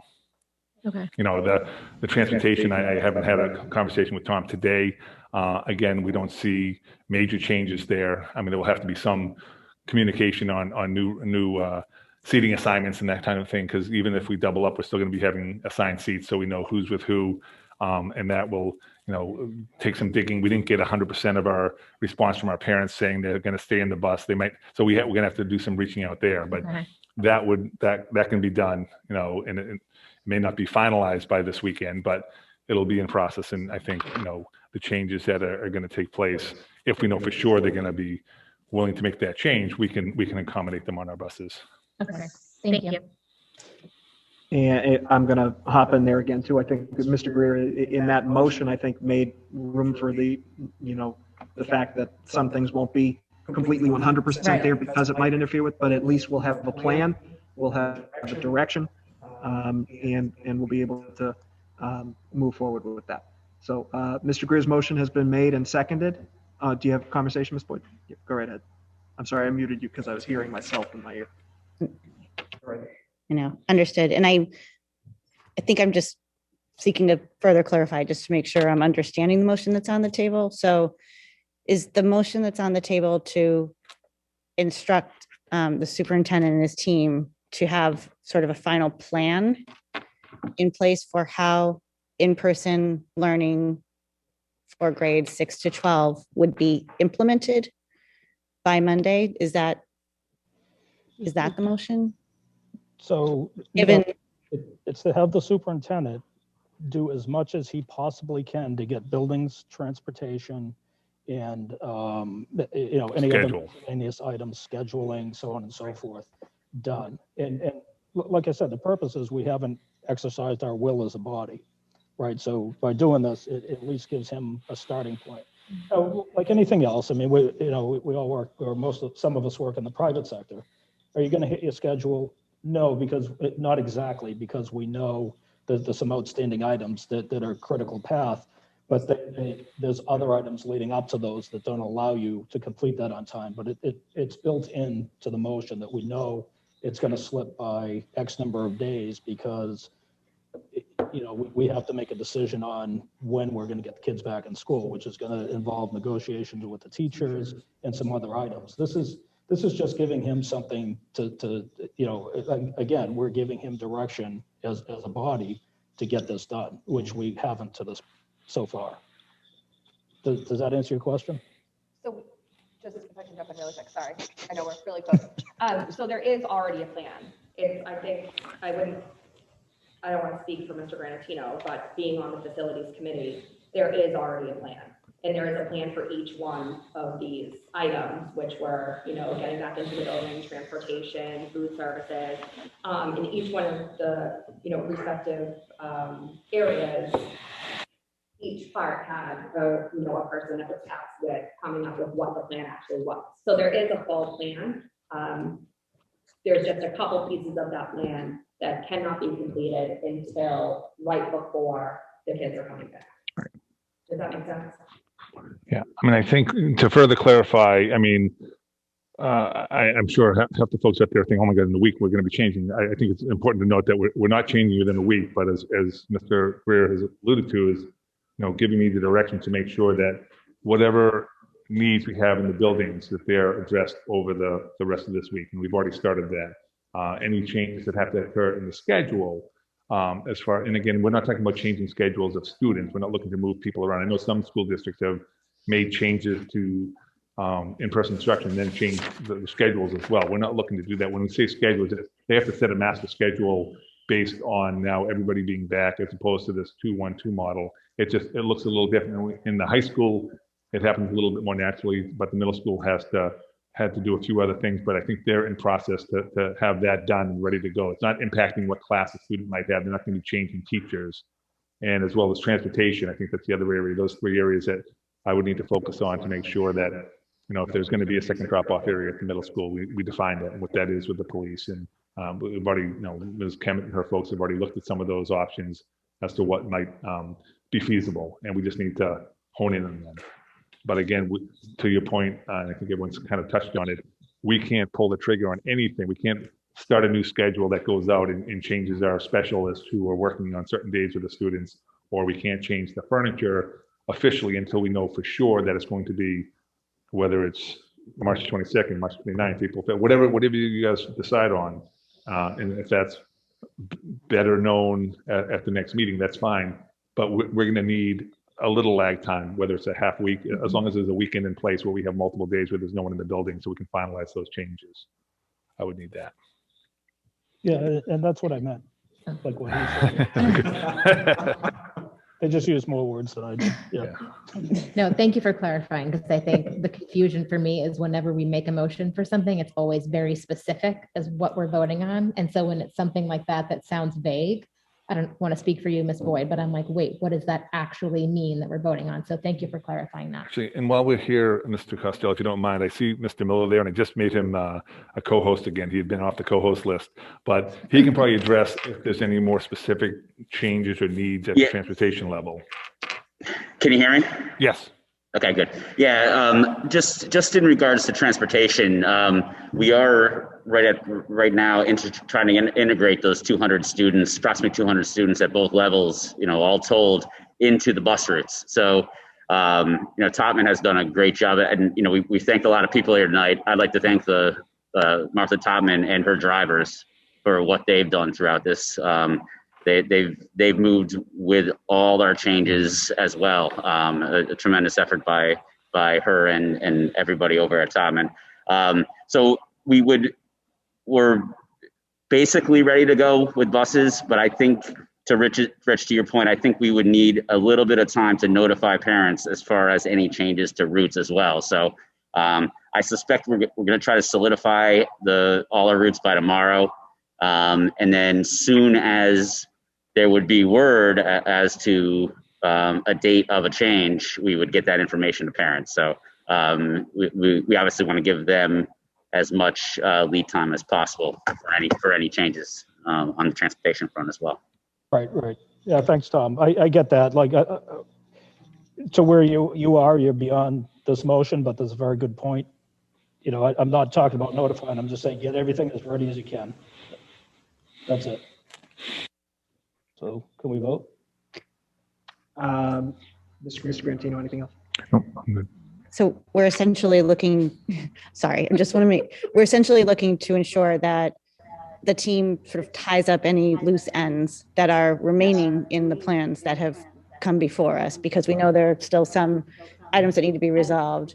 And so the motion on the table is to ask the team to finalize those details. Yes. It would be our leadership, our principals, our school administrators. This wouldn't be work of the facilities team. This would be the work of each of the buildings to make sure that they have their systems in place. Thank you. Okay. Any other questions, comments before we move on to a vote on this? Okay. So motion's been made by Mr. Greer and seconded. Call for a vote now. All those in favor, please signify by raising your hand, saying aye. Aye. Opposed? Abstaining? That's a 5-0-0 vote, folks. And Mr. Greer, I'll turn it back over to you, sir. I know you have another motion made. Yeah, I got some more. So I want to make another motion to immediately initiate negotiations with the Marshfield Education Association. And I'll second that motion as well, Mr. Greer. Any other questions, comments, discussion on this motion? Okay, seeing none. Motion's been made and seconded. All those in favor, please signify by raising your hand, saying aye. Aye. Opposed? Abstaining? That's 5-0-0 as well. Thank you, Mr. Greer. Not quite done, though. Really? You can continue. Go right ahead. Yeah, so the other thing, now we have to talk about getting the kids back in the school, right? So, some of the things that I guess they factor into the decision in terms of an actual start date, but they don't factor into whether we go for full return or not, right? I'd be leaning towards tonight allowing the schools to open, actually voting on not opening the schools, not forcing an open, but allow them to open after a certain date, right? So just say we pick next Monday. We're going to have the buildings ready. We know there's some lead time on that. But what I'm trying to do here, and I'm open to suggestions, that's why I haven't put out a motion, but I just wanted to discuss it. I think, we as a body can't move quickly, right? We'd have to do an emergency meeting, which I don't think going back to school falls under an emergency. We'd have a week delay or a 2-week delay when we could get everybody together. So I think we should set up certain conditions where we could allow the schools to open, but they wouldn't actually open until these other conditions are met. That way, the superintendent would be able to pull the trigger on that pretty quickly, rather than trying to get the 5 of us together to actually pick a date. So hypothetically, if I were to say, and this is not a motion, but if I were to make a motion to allow the return of in-person instruction on the 15th of March, and the full return would happen, just say like the first school day after completion of negotiations with the teachers, and then have, again, hypothetically, a 2-week transition period to get out of Zoom, right? Because people need some notice, to Tom's point. Tom made that point. People need notice. But it's my understanding that they currently do that right now. You have some of the students there, you're zooming in with the ones that aren't there. So it'd have to have a transition period, which would allow you to shorten your notice. So anybody that can react quickly can show up in school. Anybody that can't can continue to Zoom for, some period of time. And I'm open to suggestions how to do that. But I think it would be better for us to go in that direction. So I'll open it up to the rest of the committee in just a moment and recognize you in just a second, Mr. Granatino. Just really quickly want to note for informational purposes that we do have another meeting set for next Tuesday, the 16th, and we actually do have a meeting scheduled for the Tuesday following that as well. I personally would love to, wrap it up or have any other remaining votes that we may need to have sooner rather than later. So I know where you're coming from, Mr. Greer, but I'll turn it on over to you, Mr. Granatino, to make a couple comments on that, and then I'll turn it over to the committee for discussion. Again, not a whole lot of comments other than I'm just I don't think we can be in that, my opinion. And again, I'm you might have some other thoughts, but I don't know if we can be in the middle land. I think if we're hybrid, we have to stay hybrid, and we can't have some people coming in from hybrid that are ready to come in while others stay out for, say, like a transition period. I think we have to set a date in the committee. I think any change that occurs to instructional dates has to be a vote of the committee and a firm vote, like X is the date, whatever it's going to be, and we'll make it work. But I think we need that kind of solid direction as opposed to kind of an in between. And I see where you're coming from, and I understand the logic to it to a point. But it's hard for the school to function with that kind of ambiguity. And if it was a day after the negotiations ended, I mean, if that's a Monday or Tuesday, we still need that weekend long period to move things, because we can't move the things that we need to move to make this happen overnight. So, and I think whatever date it's going to be, it's most likely going to have to be on a Monday. And again, I think having that kind of in between period, it would be a challenge for the district to really function. But that's just my thought. But so let me ask you this. I think you muted this. All right. So I want to ask. So right now you have cohort A goes in Monday, Tuesday. Yep. And what does cohort B do on Monday and Tuesday? They're zooming in concurrently since January 19th. Okay. And then the kids go skiing on Wednesday, and then they come in, cohort B comes into school, Thursday, Friday, and cohort A is zooming in, right? So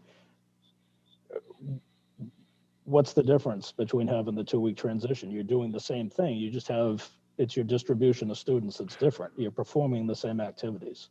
True, but you'd have students in that would be, we have an agreed setup for the rooms in the cohort model. That setup would be disrupted by bringing in additional students, and that hasn't been agreed to through negotiation. So right there is something that, we wouldn't be able to do that. I mean, we wouldn't be able to do that this time.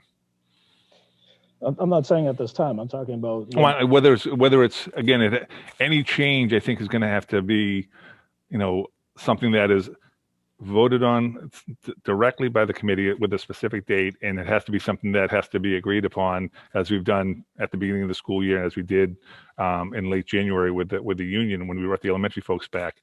And I think right now, if we were to bring more students back in and upset the protocols that were already approved upon by this committee, that would be something that we would not be able to do. Right. So that's not what I'm asking. I'm talking about upon successful completion of negotiations with the teachers. I'm not saying we do this outside of that. No, and then I'm saying, assuming we reach it, we don't want to keep putting this off. From my view, I've been, we kind of had this similar model back in July, right? And here we are, we reconvened in December, and we just kept pushing it out, and here we are in March, right? So, the school year is going to be over, and we as a district have taken everything away from our seniors, right? And last year's juniors, right? All the things you get to experience in high school, these kids will never experience.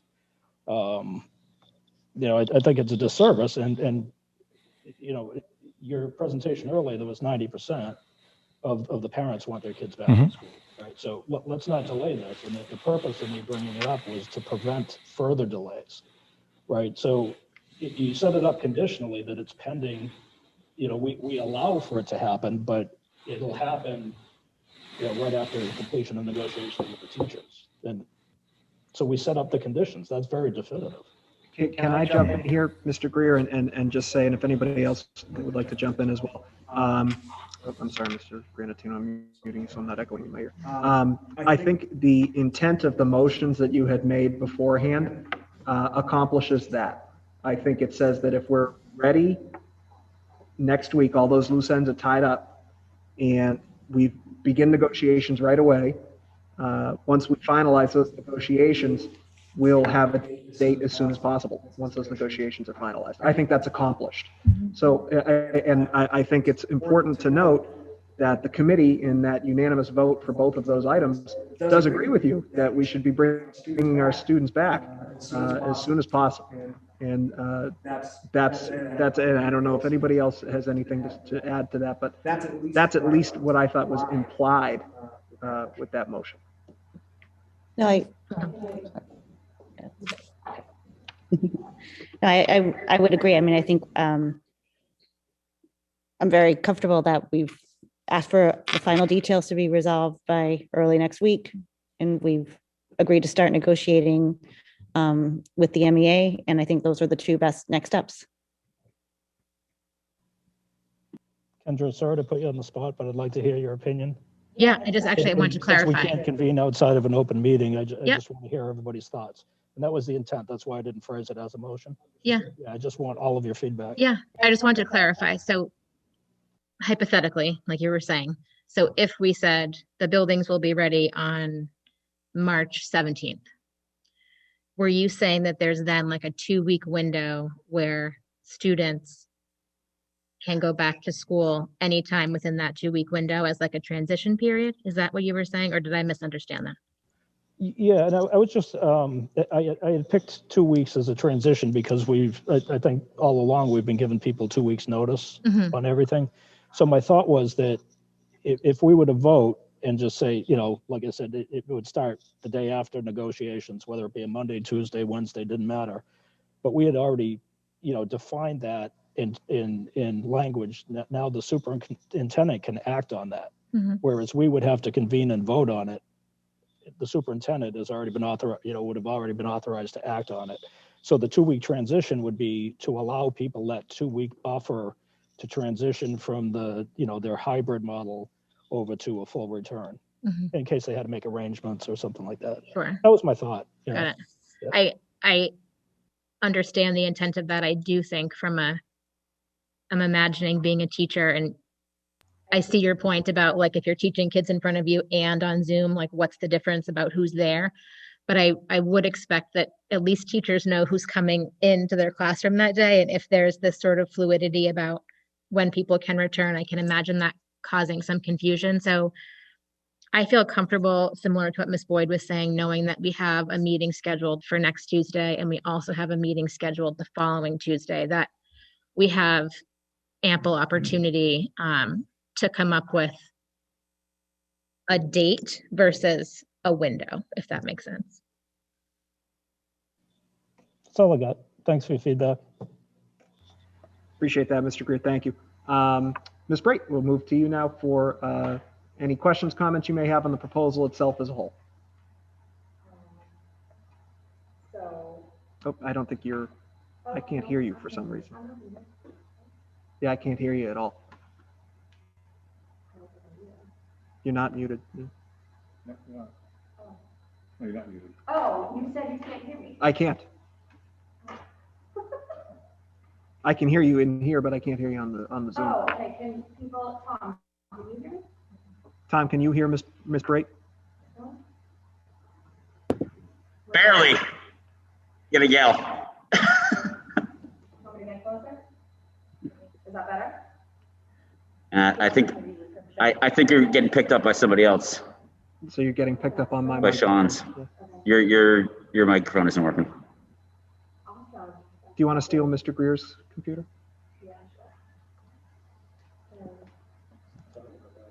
Oh. Okay, how about now? We have to. You're muted.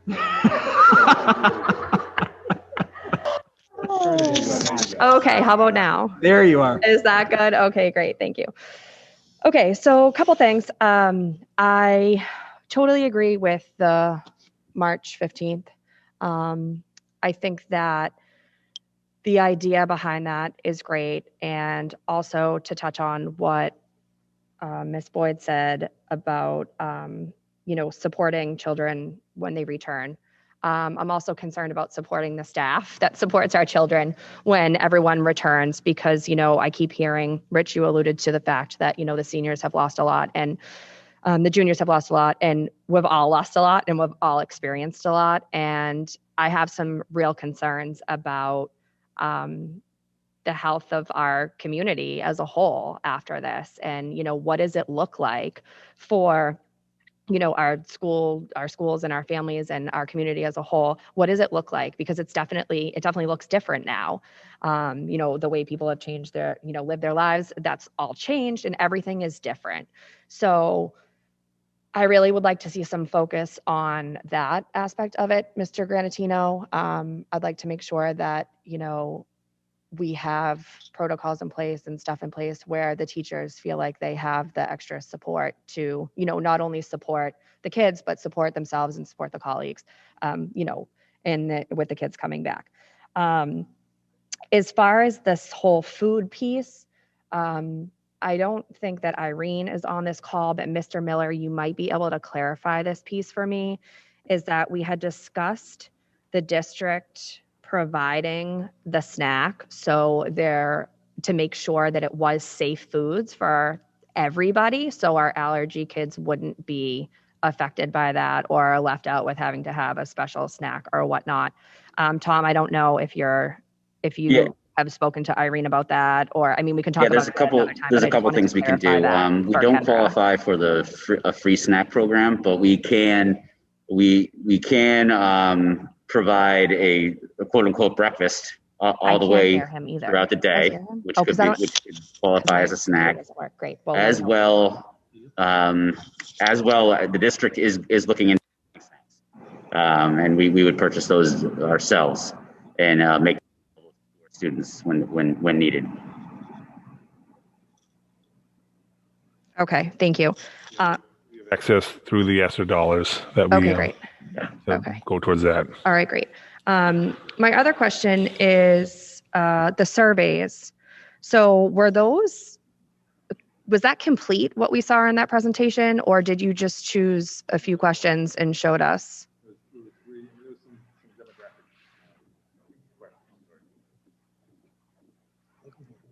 There were some demographic questions that I didn't put in there, but as far as the questions that were asked of our students, there was 3 or 4 of them. There was 3 or 4 parents survey questions, and the union, I think, had 4.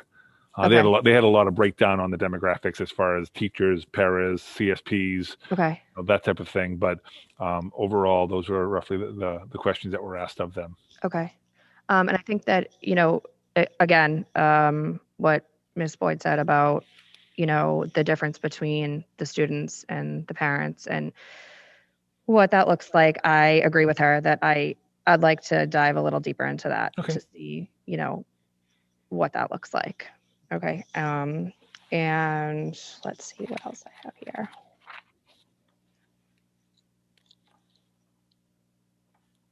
I guess that's it. That's it for now. Thank you. Wonderful. Thank you very much, Ms. Brate, and with the assist from Mr. Greer on the microphone. Thank you. Okay, so unless any other member of the committee has anything else, Ms. Campbell, go right ahead. I just have one more question thinking about the surveys. Is there a way, Mr. Granatino, on the student surveys that we can see the breakdown of grade 9, 10, 11, 12? Yes, Tom's already shaking his head because he knows what it entails. It's a little bit more time consuming. Sorry, Tom. When you use the Google Doc, you can't parse them out by grades on the results, but we can go through the hard copies and figure it out. So we will try to get that by grade level for you. Thank you. Have fun, Tom. Any other questions? Sorry, It's already done. Oh, okay, there you go. Oh, Mr. Overachiever. He already took his last weekend off to do that. Nice. Not surprised. Thank you, Tom. Okay, so we'll move on from this discussion. Very much appreciate the engagement from the community and the engaged discussion from the committee as well as those two motions. I think we're in a very good spot. So thank you very much, folks. I look forward to continuing this at our meeting next week. Mr. Granatino, if you have anything else you'd like to add before we move on? No. Okay, wonderful. Thank you. We might as well just continue with our agenda items and then end with the informational session and the minutes, which I promise Mrs. Pazurski I will not forget. We will just move on over to the 2021 to 2022 school committee meeting dates. If anybody had any questions, comments on those, this was a first read last time, a very relatively straightforward item. Any questions or changes that need to be made to those?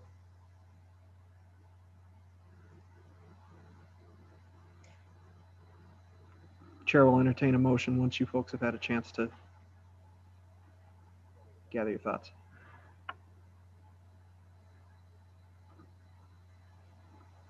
Motion to approve. Mr. Greer's made a motion to approve the 2021 to 2022 school committee meeting dates. Is there a second? Second from Ms. Brait. Look to the committee to see if we're ready to make a vote on this. Yes, okay. All those in favor, please signify by raising your hand saying aye. Aye. Aye. Opposed, abstaining, that's a 5-0-0. Thank you very much. Going to move on now. Again, the MCAS resolution has been tabled. So we will move on to the informational session and turn it on over to you, Mr. Granatino.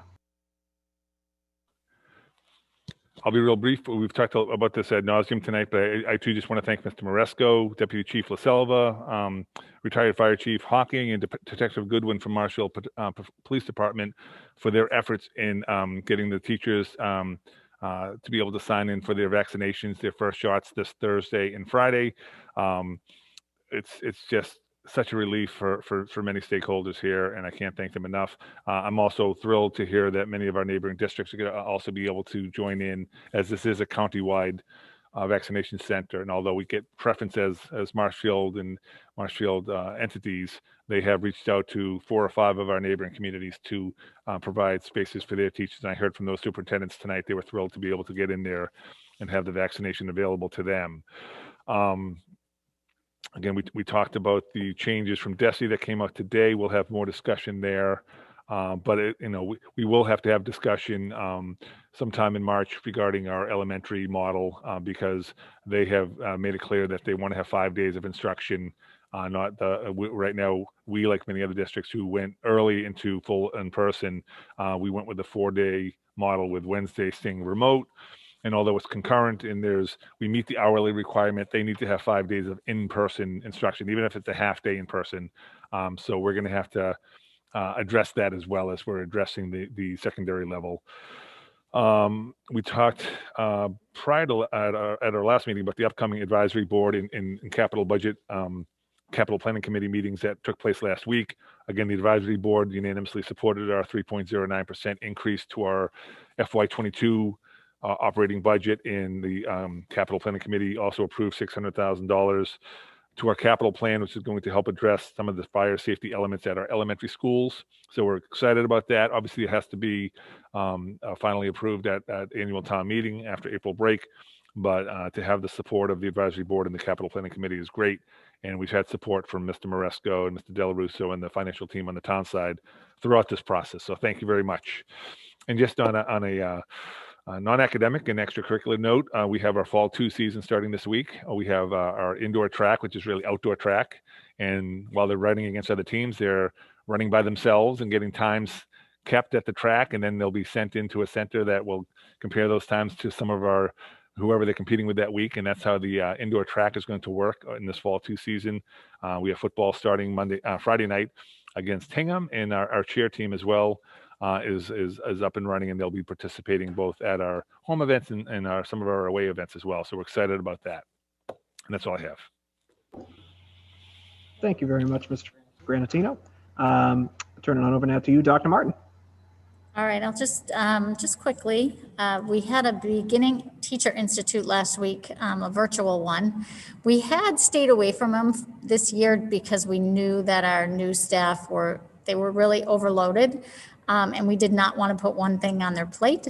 However, we did feel that it was really good time for a check-in with them. So there were about 24 people that joined us. Linda Herstack led some kind of top 5 tips about teaching. We did an SEL activity with them. We went over the choice board with them, and had just some really great discussion with our new hires and the mentors. We also, for the first time, invited all of the long-term subs that are in our classrooms. Normally we just hired the full-time employees, the permanent employees, but it was a great mix of people. And so we welcomed them and just had a great time. So hopefully we'll be able to do that again before the school year ends.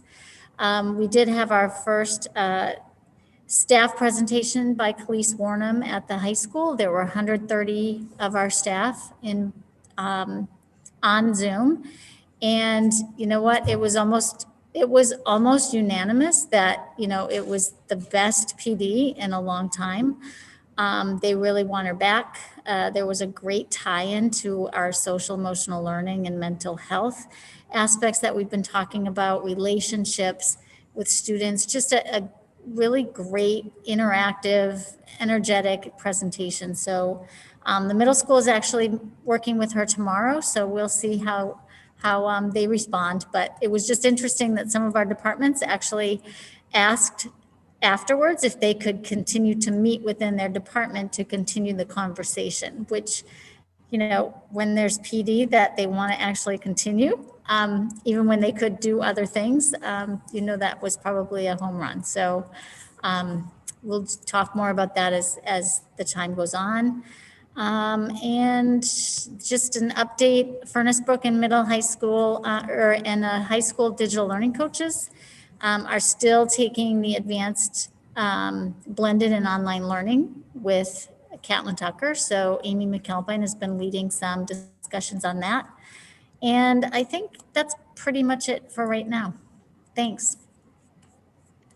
Thank you very much, Dr. Martin. Much appreciated. Move on now to Mrs. Scalaro, our Director of Special Education.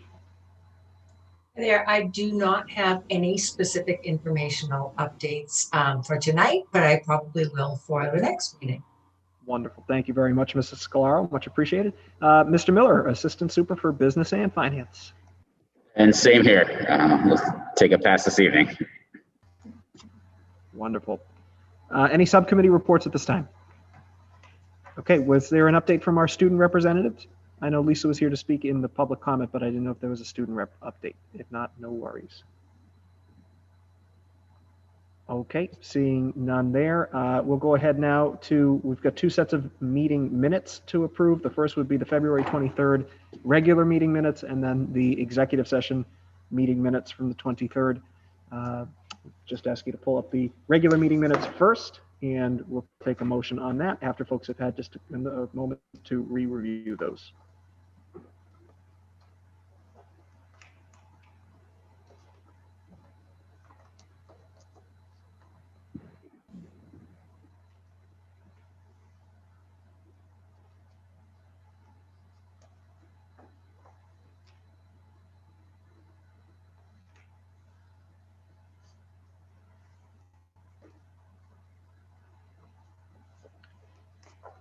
Once again, we'll look to the committee for a motion. A motion to approve the meeting minutes from, what's the date now? I lost it. February 23rd. February 23rd. Thank you, Mr. Greer. Motion's been made. Is there a second? Second from all 3 of you. All those in favor, please signify by raising your hand saying aye. Aye. Aye. Opposed, abstaining. That's a 5-0 there, Ms. Pazerski. And we'll pull up the executive session meeting minutes from the 23rd as well.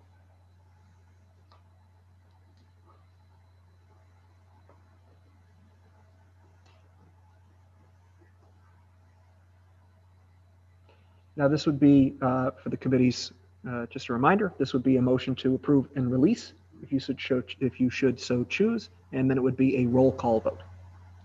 Motion to approve and release the executive meeting minutes from February 21. Great. Thank you, Mr. Greer. Motion's been made. Is there a second? Second. Second from Ms. Boyd. Thank you very much. I should note before we make this vote that it does state in there that the changes had been made to allow for the K-5 instruction with our MOA with the Marshfield Education Association. And would just like to, again, thank Mr. Greer and Ms. Boyd for their work on that negotiating team alongside Mr. Granatino. So I think that was important to note. Motion's been made and seconded, and this is a roll call vote. Mrs. Pazerski. Mrs. Campbell? Ms. Boyd? Yep. Mr. Greer? Yes. Mrs. Brate? And Mr. Costello? Yes. All right, folks, thank you very much. Our next meeting is 1 week from today, and I believe we'll be doing that at the middle school, Mr. Granatino, is that correct? Yes. Yes, I think we had discussed that. So we'll be doing that at the middle school. If there are, I see some of our folks laughing there. So we'll be doing that at the middle school. Is there a motion to adjourn tonight's meeting? So moved from Ms. Campbell. Is there a second? Second from Ms. Boyd. Yes, in that roll call there, Ms. Pazerski. Mr. Costello? Yes. Mr. Greer? Yes. Mrs. Campbell? Yes. Ms. Boyd? Yes. Mrs. Brate? Ms. Brate votes yes. Wonderful. Thank you very much, folks.